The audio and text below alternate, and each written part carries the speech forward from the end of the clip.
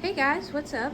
It is Retro Gamer Gabby, and today we are going to be cleaning my top loader NES. I've had this for quite some time, and she needs a cleaning.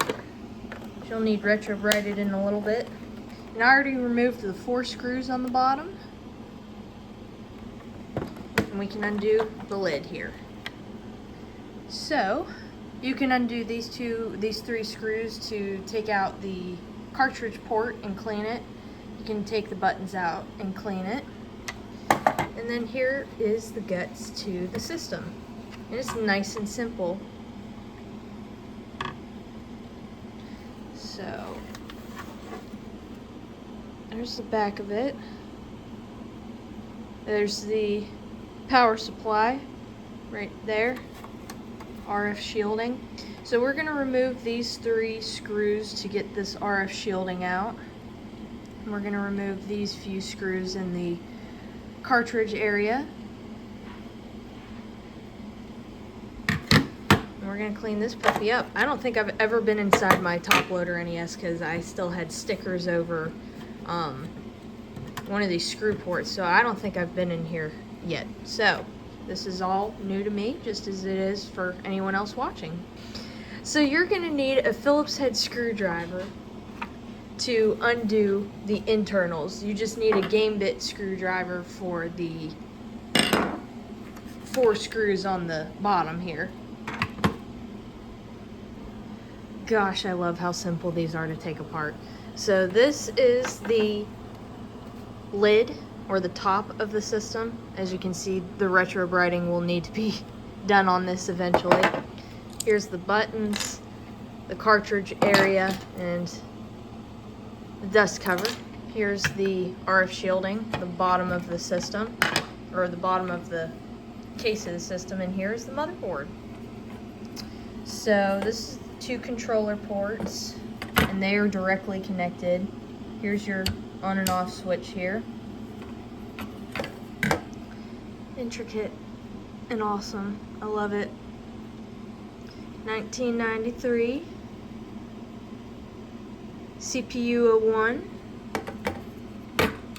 And if you wanted to, you can take these bottom screws off and be able to check on your capacitors and everything, and I think I'm going to do that.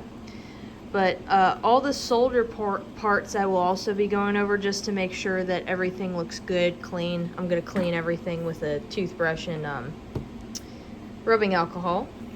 We're going to be throwing the plastic parts into water and cleaning them. The metal parts will be cleaned with alcohol. And I'll get back to you after everything is all dried. Also, I wanted to show you when you take off the RF shielding to the capacitors for the power in the back, there is a screw right here. So make sure when you're removing these 4 underneath, there is one right here. But this is the inside of where your AC outlet goes. And honestly, the capacitor looks in really good shape.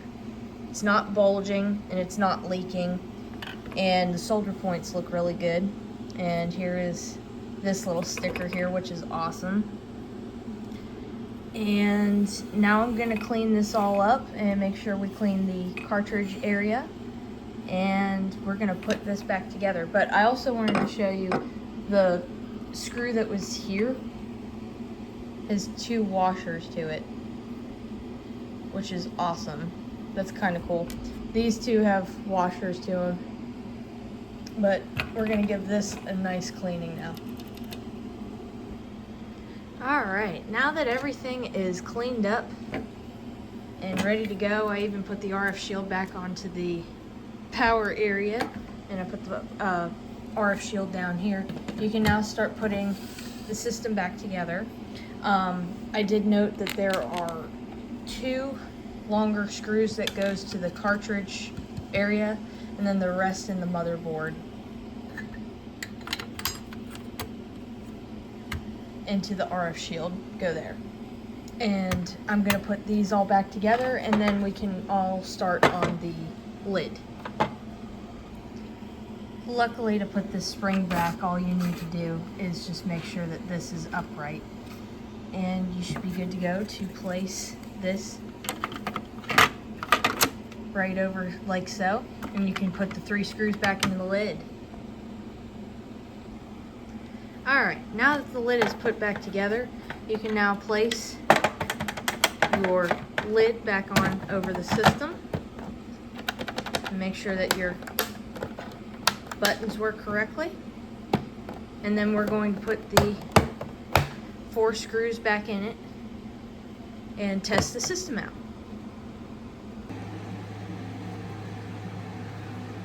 Got it working.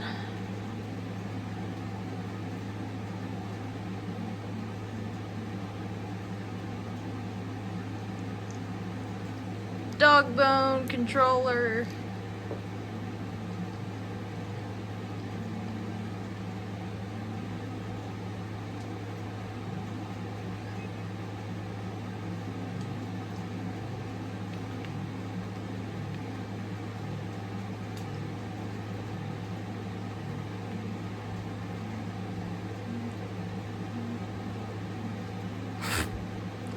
When you only have one hand, your reaction is minimal.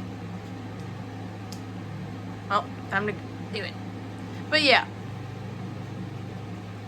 So the system works great. And yeah, these lines are all normal for this system. I might need to modify it, honestly. I hope you guys enjoyed the cleaning of my top loader NES, and I will catch you guys in the next video.